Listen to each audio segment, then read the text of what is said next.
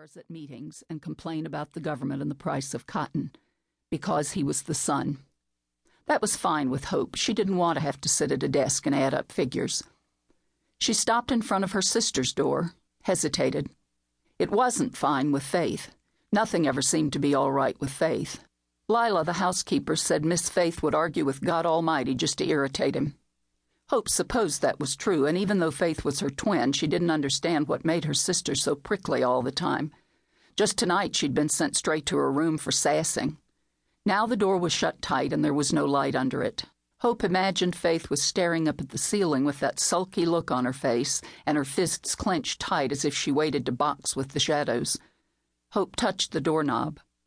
Most times she could coax Faith out of those black moods. She could huddle in bed with her in the dark and make up stories until Faith laughed and the spit in her eyes dried up again.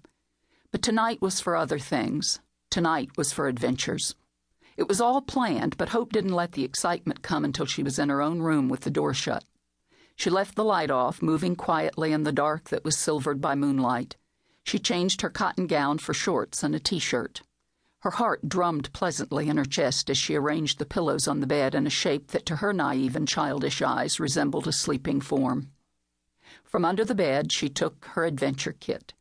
The old dome-topped lunchbox held a bottle of Coca-Cola gone warm, a bag of cookies sneaked carefully from the kitchen jar, a small rusted penknife, matches, a compass, a water pistol fully loaded, and a red plastic flashlight. For a moment she sat on the floor. She could smell her crayons and the talc that clung to her own skin from after her bath. She could hear, just barely hear, the music drifting out from her mother's sitting room. When she slid her window open, quietly took out the screen, she was smiling. Young, agile, and bright with anticipation, she swung her leg over the sill, found a toehold in the trellis, mad with vining wisteria. The air was like syrup, and the hot, sweet flavor of it filled her lungs as she climbed down. A splinter stabbed into her finger, causing her to hiss in a breath. But she kept moving, keeping her eyes on the lighted windows of the first floor. She was a shadow, she thought, and no one would see her. She was Hope Lavelle, girl spy, and had a meeting with her contact and partner at precisely 10:35. She had to stifle a giggle and was breathless from the laughter that wanted to bubble out as she hit the ground. To add to her own excitement, she darted and dashed behind the thick trunks of the grand old trees that shaded the house, then peeked around them toward the faint blue light that pulsed against the window in the room where her brother watched TV, up to the clearer yellow glow where each of her parents spent their evening. Discovery now would mean disaster for the mission, she thought, crouching as she raced through the gardens and the sweet scent of roses and night-blooming jasmine. She must avoid capture at all costs, as the fate of the world rested on her shoulders and those of her stalwart partner. The woman inside the child screamed out, "Go back, oh, please go back." But the child didn't hear. She wheeled her pink bike out from behind the camellias where she'd stashed it that afternoon, snuggled her kit into the white basket, then pushed it over the cushion of grass alongside the long gravel drive until the house and the lights were dim with distance. When she rode like the wind, imagining the pretty little bike was a souped-up motorcycle complete with nerve gas dispenser and oil slick shooter.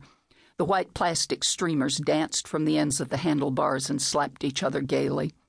She flew through the thick air, and the chorus of peepers and cicadas became the panther roar of her speeding machine. At the fork in the road, she bore left, then jumped nimbly off her bike to wheel it off the road down into the narrow gully where it would be hidden by brush. Though the moon was bright enough, she took the flashlight out of her kit. The smiling Princess Leia on her watch told her she was 15 minutes early.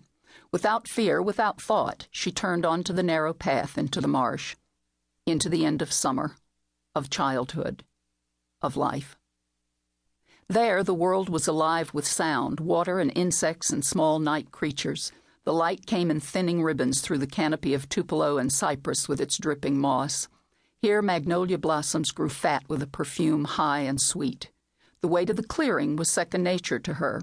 This meeting place, this secret place, was well tended, guarded, and loved.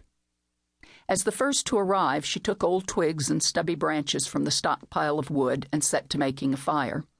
The smoke discouraged mosquitoes, but she scratched idly at bites already dotting her legs and arms.